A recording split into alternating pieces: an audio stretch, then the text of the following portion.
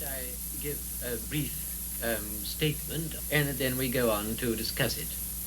Well, for clarity's sake, I divide the argument into distinct stages.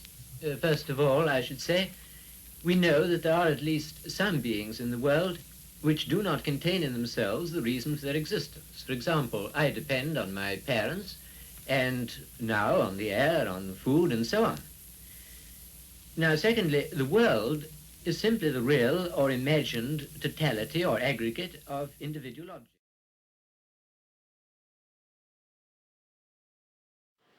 This evening's participants, then, are professionally trained, well-published scholars. They know that either God exists or else God does not exist. They disagree about where the truth of that matter lies. Our debate format is simple. There are 4 rounds of descending length. 2 20-minute opening statements, 2 12-minute comments on the opening statements, 2 8-minute responses to the previous remarks, and 2 5-minute closing statements. After a very brief break, we will begin a half-hour session of questions and answers. There's no need for me to make any further introductions, and Professor Craig and Flew will proceed through the 4 phases of their remarks without any interruption. Then I will formally close the debate and shortly thereafter open the question and answer session. It is then my genuine pleasure to introduce Professor William Craig and Professor Antony Flew. As is traditional, the affirmative side starts. Let the debate begin.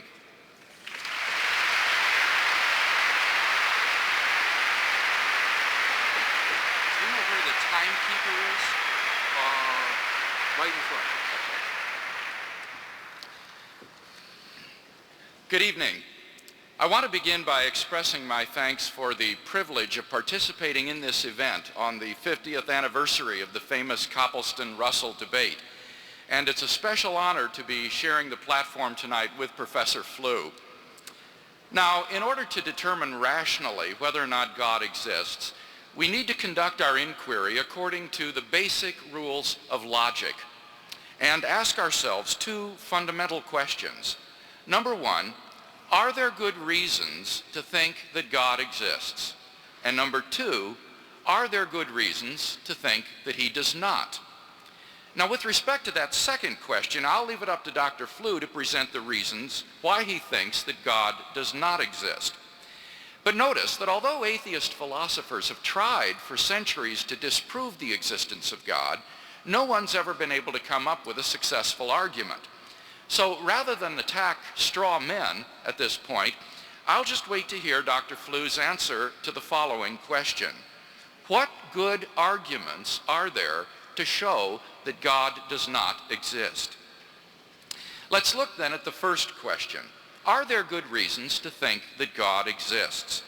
Tonight, I'm going to present 5 reasons why I think theism is more plausibly true than atheism.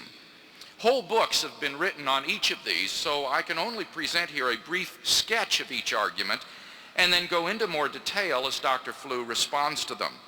These reasons are independent of one another, and taken together, they constitute a powerful cumulative case for the existence of God. Number 1, then, the origin of the universe.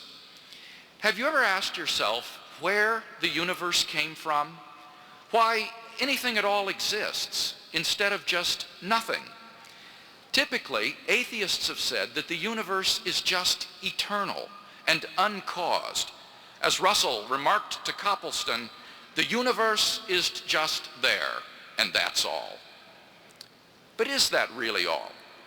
If the universe never began to exist, then that means that the number of events in the past history of the universe is infinite. But mathematicians recognize that the existence of an actually infinite number of things leads to self-contradictions. For example, what is infinity minus infinity? Well, mathematically, you get self-contradictory answers. This shows that infinity is just an idea in your mind, not something that exists in reality. David Hilbert, perhaps the greatest mathematician of this century, states, The infinite is nowhere to be found in reality. It neither exists in nature nor provides a legitimate basis for rational thought. The role that remains for the infinite to play is solely that of an idea. But that entails that since past events are not just ideas, but are real, the number of past events must be finite. Therefore, the series of past events can't go back forever. Rather, the universe must have begun to exist. This conclusion has been confirmed by remarkable discoveries in astronomy and astrophysics. The astrophysical evidence indicates that the universe began to exist in a great explosion called the Big Bang 15 billion years ago. Physical space and time were created in that event, as well as all the matter and energy in the universe. Therefore, as the Cambridge astronomer Fred Hoyle points out, the Big Bang theory requires the creation of the universe from nothing. This is because as you go back in time, you reach a point at which, in Hoyle's words, the universe was shrunk down to nothing at all. Thus, what the Big Bang model requires is that the universe began to exist and was created out of nothing. Now, this tends to be very awkward for the atheist. For as Antony Kenny of Oxford University urges, a proponent of the Big Bang theory, at least if he is an atheist, must believe that the universe came from nothing and by nothing. But surely that doesn't make sense. Out of nothing, nothing comes. So why does the universe exist instead of just nothing? Where did it come from? There must have been a cause which brought the universe into being. We can summarize our argument thus far as follows. Premise 1, whatever begins to exist has a cause. 2, the universe began to exist. 3, therefore, the universe has a cause. Now, from the very nature of the case, as the cause of space and time, this cause must be an uncaused, timeless, changeless, and immaterial being of unimaginable power which created the universe. Moreover, I would argue it must also be personal. For how else could a timeless cause give rise to a temporal effect like the universe? If the cause were an impersonal set of necessary and sufficient conditions, then the cause could never exist without the effect. If the cause were timelessly present, then the effect would be timelessly present as well. The only way for the cause to be timeless and for the effect to begin to exist in time is for the cause to be a personal agent who freely chooses to create an effect in time without any prior determining conditions.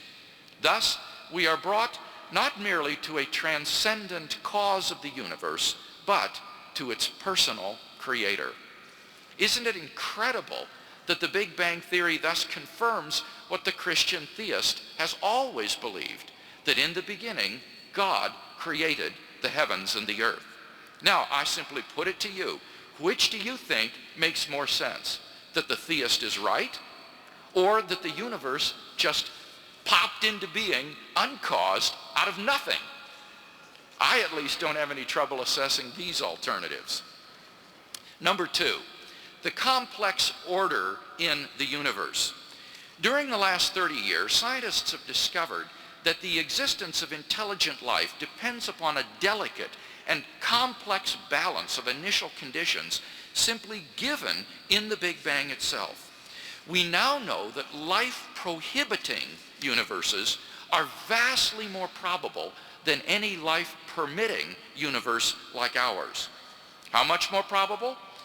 Well, the answer is that the chances that the universe should be life-permitting are so infinitesimal as to be incomprehensible and incalculable.